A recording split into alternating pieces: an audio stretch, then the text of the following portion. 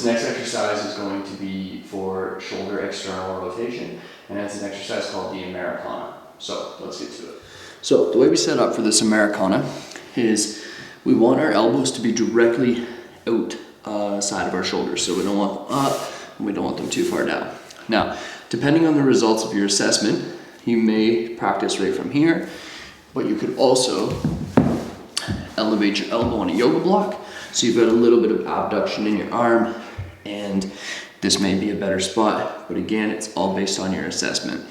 If you're just watching this video, just try it from the progression we're gonna do, which is having your elbows on the floor. So in this position, you may not feel much of a stretch, and we sit in a passive stretch for 2 minutes. That's okay. Now, one thing we wanna do is letting our shoulders kind of go up and forward. We want to try and have them move down and back. So I feel a lot of my lats, okay? Just kind of those shoulder retractors, all right? And you just would hold that for 2 minutes. For the sake of the video, I'm just gonna speed that up a little bit. So let's say we're at the end of our 2-minute hold. We're going to begin by our patelis contraction is driving the hands into the floor, thinking about doing this with the elbows or driving the hand through the ground so it would come internally. Okay? It's isometric, so it all happens without movement. Shoulders come back and we drive those hands into the floor. For 10, we're feeling under our armpits ideally, 20%, 30%, this is internal rotation, 40, 50, 60, 70, 80, 90. You hold 100% as hard as you can. The shoulders are not lifting, rounding. They're staying down and in place. Holding for 5 more seconds. Pushing as hard as you can through the hands.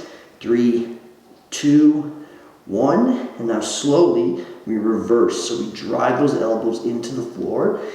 And without changing the position of the shoulders, we lift the hands up. You can keep a fist or you could straighten out the hands. Again, this would depend on your assessment.